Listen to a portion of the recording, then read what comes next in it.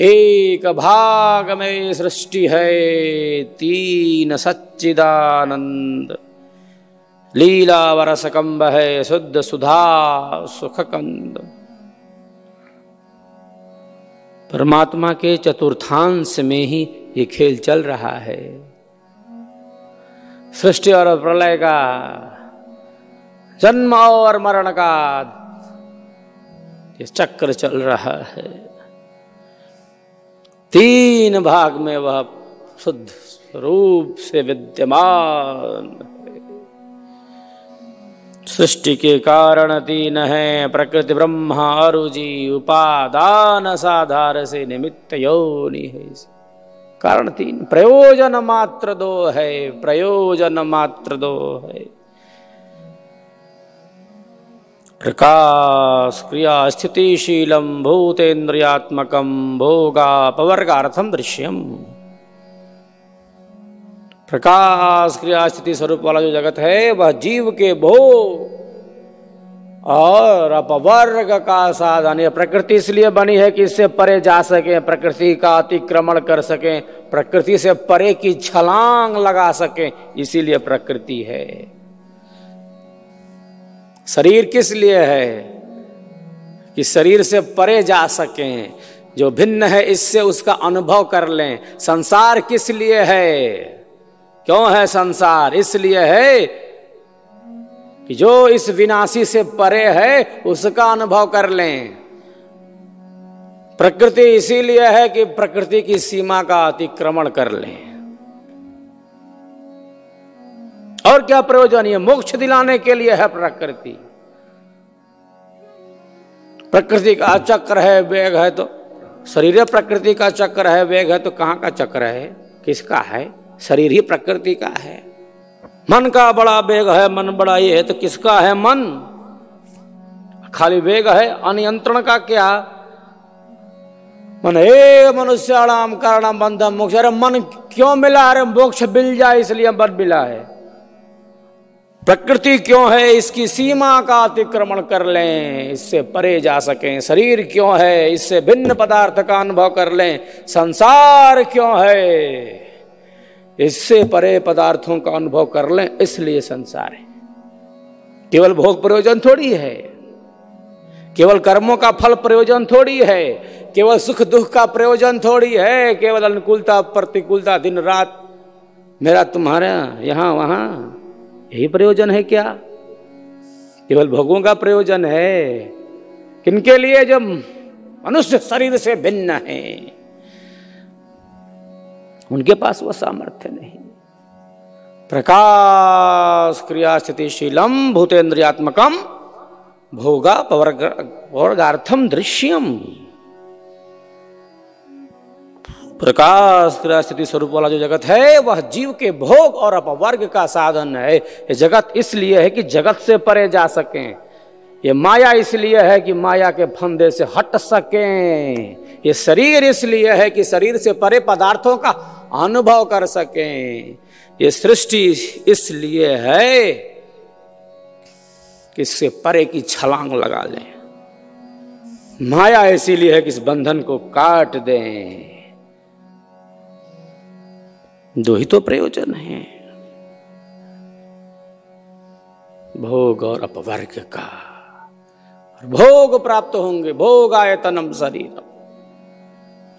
निज स्वरूप में स्थिति हो, हम ये स्थित हो सकते हैं, अन्य तो नहीं हो सकते। अन्य प्राणी शरीर छूटने के बाद हो सकते हैं क्या निज स्वरूप में स्थित? जीवन मुक्त हो सकते हैं क्या? मोक्ष में जा सकते हैं क्या? हाँ या ना? नहीं, नहीं जा सकते। जीवन जो है उसका अनुभव जीवन में रहते हुए नहीं किया तो शरीर छूट गया तो क्या चले जाएंगे मोक्ष में? हाँ या ना बोलो? नहीं। जा सकते हो? नहीं जा सकते ना? नहीं जा सकते। खूब कर्म कांड करें, शरीर छूटने के बाद कैसा हो जाएगा? मोक्ष में चला जाएगा। चला जाएगा वो? है? नहीं जाएगा। हाँ या ना? बिल्कुल ऐसे कंफर्म रहो। जीवन में रहते हुए मुक्ति की अवस्था का अनुभव होता है, शरीर छूटने पर नहीं। और जो जीवन मुक्त है, जो जीवन मुक्त है, जो जीवन मुक्त है, वह केवल जीवन मुक्त नहीं है, वह विदेह मुक्त हो जाता है। शरीर छूट गया, अब ये करो, ओ करो, मोक्ष में चला जाएगा। इसके प्राण यहां अटके हैं, अभी इतने दिन यहां अटके हैं, घूम रहा है। अरे जो जीवन भर इतनी आसक्ति में रहा और अटक रहा, यहीं घूम रहा है, तो कहां चला जाएगा? तुम्हारे कर्मकांड करने से चला जाएगा मोक्ष में। जो जीवन में रहते हुए इससे अलग नहीं हुआ, वो शरीर छोड़ने के बाद कहां अलग हो जाएगा? इसीलिए नाना प्रकार की क्रिया को करते हैं। मुक्ति का अर्थ क्या है? शरीर छूटने के बाद कहां से मुक्ति? किसकी मुक्ति? कौन बंधन? किसका बंधन और कहां मुक्ति? जीवन की वह विधि जहां न राग है न द्वेष है। मुक्ति किससे? अविद्या से मुक्ति। दुख कहां से उत्पन्न हो रहा है? अविद्या से। अविद्या को नष्ट नहीं किया तो मृत्यु के बाद कौन मुक्ति का प्रोग्राम है? जीते जी मुक्ति, शरीर से अलग रहते हुए जल कमलवत भिन्नता। जो जीवन है उसका अनुभव इसी जीवन में, इसी शरीर में। हेयम दुखम अनागतम, जो आने वाले दुख हैं उनसे बच सकते हैं। जो आने वाले दुख हैं उनसे बच सकते हैं, जो आए नहीं है आ सकते हैं, उनको टाला जा सकता है। कैसे? मुक्ति में दुख है या ना? ना। क्यों मुक्ति में दुख नहीं है? क्योंकि परमात्मा में दुख है नहीं। बिल्कुल क्लियर। परमात्मा आनंद स्वरूप है, परमात्मा दुख है नहीं है। मुक्ति में दुख है। दुख कहां है? जहां शरीर है, संसार है, ये कर्म है, ये भोग है, ये पदार्थ है, ये संबंध है, ये परिस्थितियां है, ये देश है, ये काल है, परिस्थिति है। जहां परिवर्तन है वहां दुख है। जहां एक रस है वहां दुख है नहीं है। समाधि सुसुप्ति मोक्षेश ब्रह्म रूपता। समाधि में दुख है नहीं ना? सुसुप्ति में जब सो गए तब है क्या? नहीं है।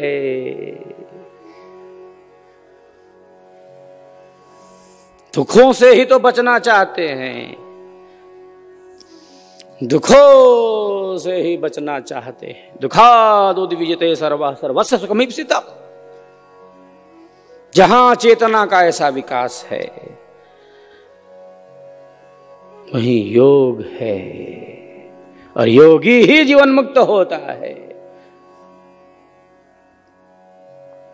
जो समता में स्थित हो गया है। योगस्थः कुरु कर्माणि संगम त्यक्त्वा धनंजय सिद्ध सिद्धयो समो भूत्वा समत्वम योग उच्यते। बिल्कुल सही। समता में स्थित है, समता ही योग है। तो कहां है?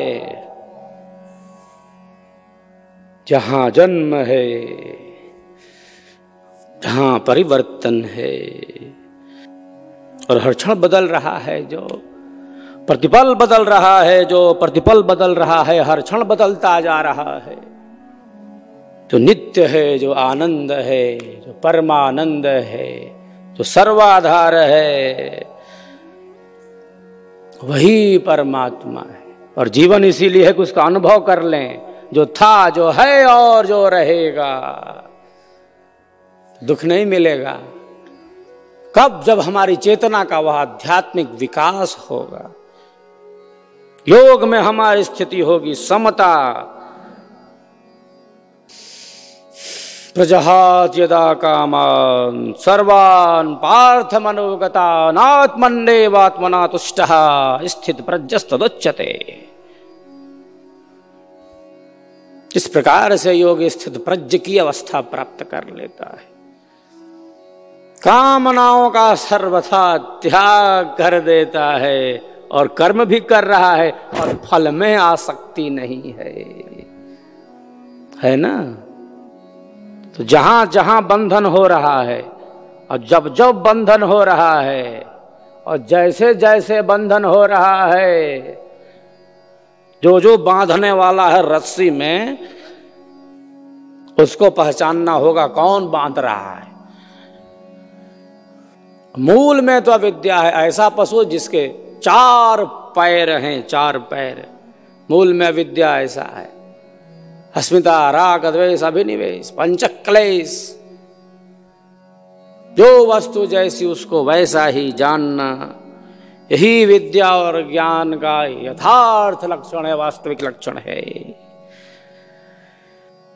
तब जब यह सहज ज्ञान हमारे भीतर परिपक्व होने लगता है, ईश्वर क्या है, मैं कौन हूं, जगत क्या है, और बार बार इसको हम संकल्पों के माध्यम से दृढ़ करते हैं और संकल्प दृढ़ करते हैं, इसकी पुनरावृत्ति करते हैं और श्रेष्ठ संकल्पों की पुनरावृत्ति करते हैं। यह चिंतन है। हम सब आनंद चाहते हैं, आनंद चाहते हैं, लेकिन आवरण को तो हटाना होगा। मूल में है अविद्या, जो मिथ्या ज्ञान है, पुनः अस्मिता राग द्वेष और अभिनिवेश का क्लेश है। अविद्या का क्षेत्र विस्तृत है। सत्संगति के माध्यम से हमारा यह सहज ज्ञान आगे बढ़ता जाता है और जो चीज जैसी हो उसको हम वैसा जानने समझने लगते हैं। कर्म भक्ति और ज्ञान, कर्म भक्ति और ज्ञान, गीता का आज प्राकट्य उत्सव है। परम मैंने कहा कि जयंती, गीता जयंती कहा जाता है, प्राकट्य है यह ज्ञान का। वो ज्ञान था, प्रकट हो गया। नहीं था ऐसा कैसे कह सकते कि था ही नहीं, अभी जन्म ले लिया, ऐसा नहीं कह सकते। अरे ज्ञान तो अनंत है, गीता की वाणी अमर है, महापुरुष प्रकट करते हैं। स्वरवेद का ज्ञान नित्य है, वेदों का ज्ञान नित्य है। जिन जिन महापुरुषों ने अपनी आत्माओं से धारण किया और पुनः उसका प्राकट्य किया। ज्ञान योनि परमात्मा है। सृष्टि प्रलय में चली जाए तो भी वह कहां सुरक्षित है, परमात्मा के पास है। नष्ट हो गया था क्या? है नहीं ना? नष्ट हुआ था? नहीं हुआ था। क्यों नष्ट नहीं हुआ था? है नित्य है। क्यों नित्य है? हैं क्या कह रहे? हाँ, जैसे परमात्मा नित्य है, समस्त ज्ञान का आधार है वह, ज्ञान भी नित्य। सृष्टि होगी, ऋषि जन उस ईश्वर से योग करके उस ज्ञान को मंत्रों के माध्यम से प्रकट कर दिए।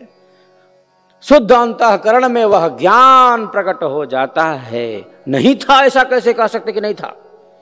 ज्ञान नित्य है, ब्रह्म नित्य है, ब्रह्म विद्या नित्य है। तो गीता का ज्ञान अमर है। आज गीता का प्राकट्योत्सव है। मार्गशीर्ष शुक्ल एकादशी को कुरुक्षेत्र के मैदान में अर्जुन को यह उपदेश पूर्ण हुआ था। मम यस्वते योगम प्रोक्त वाहनम अव्ययम विवस्वान मनवे प्राह मनुरिच्वाक वेवर्वी एवं परंपरा प्राप्तिम राजर्षि विदुष कालने महता योगो नष्टः परंतपा। प्रथम बार मिला प्राकट्य हुआ, प्रथम बार नहीं मिला था। ज्ञान तो है, नित्य है वो। मैंने उसको कहा था, पहले बताया था उसको, उसने उसको बताया। सूर्य ने मनु को, मनु ने इक्ष्वाकु को बताया था। क्योंकि परमेश्वर नित्य है,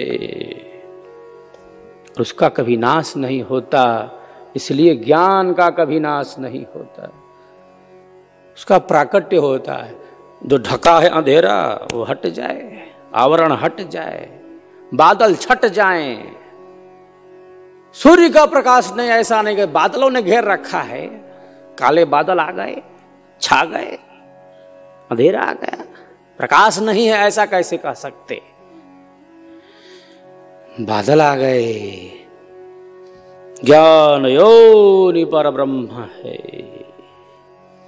ऋषियों ने उस ज्ञान को उस दिव्य चेतना के आधार से प्राप्त किया, और योगीराज श्री कृष्ण ने अर्जुन को निमित्त बनाकर संपूर्ण विश्व को संदेश दिया गीता के माध्यम से। ऐसा गीत गाया, एक एक श्लोक जैसे हमारे अंधेरे को दूर करने के लिए ही तो है। तो इसमें डूबा है वो जानता है। गोताखोर होना चाहिए। इन श्लोकों का भी हमें स्वाध्याय करना है, और केवल स्वाध्याय नहीं करना, विचार, चिंतन, मनन। केवल बाह्य रूप से श्लोकों का पठन नहीं, आंतरिक रूप से आत्मसात करने का प्रयत्न, चाहे वह स्वरवेद हो, चाहे गीता हो। हमारा यह जो भारतीय संस्कृति का दिव्य ग्रंथ है, यह केवल वाणी का विषय नहीं है, वह हमारे अंतःकरण में प्रविष्ट हो। शब्द शब्द जैसे हमारे अंधेरे को दूर करता हो, और जीवन के हर मोड़ पर हमें राह दिखाता हो। तो गायन से तो लाभ है इनका। जब हम वेद के मंत्रों का उच्चारण करते हैं तो एक दिव्य परिवेश निर्मित होता है। शब्द लहरियों के माध्यम से सूक्ष्म तरंगे वातावरण स्पंदित होती हैं। लेकिन यह केवल वाणी का ही तो विषय नहीं, केवल वाणी का ही तो विषय नहीं। क्या वाणी बोल रही है? हमारे मन की स्थिति क्या है जब हम उच्चारण कर रहे हैं? क्या कल या बस केवल करते ही जा रहे हैं? बस करते ही जा रहे हैं क्या? जब वाणी से उच्चारण चल रहा है, ये कहाँ है? हमारे मन की स्थिति क्या है? हमारे मन की स्थिति क्या है? ऐसा तो नहीं कि टेप चालू हो गया और 1-1.5 घंटे का है, फिर यज्ञ संपन्न हो गया, सत्संग संपन्न हो गया। जिस समय मंत्रोच्चारण हो रहा है, हम कर रहे हैं, अरे ये मंत्र केवल वाणी से बोलने के लिए है मात्र, केवल क्या? एकदम ऐसे जो छात्र है ऐसे एकदम सिद्धस्त हो गया है, दिव्य धारा से जुड़ गया है, वह दिव्य भाव में स्थित होकर वह उच्चारण कर रहा है। उसके मन की स्थिति श्रेष्ठ स्थिति है, विचारों की स्थिति श्रेष्ठ स्थिति है। ऐसा नहीं कि बस वाणी का विषय हो गया है ये मंत्र और बस स्वाहा स्वाहा करना है, आहुति को देते जाना है। एक तार है, एक धार है, एक प्रवाह है। हमारे मन की स्थिति क्या है? हमारे विचारों की स्थिति क्या है? हमारी स्थिति क्या है? हमारे अंतःकरण की स्थिति क्या है? विचार करना आप सब शुद्ध भाव से, शुद्ध अंतःकरण से, श्रेष्ठ मन स्थिति से, श्रेष्ठ कर्म का संपादन होना चाहिए।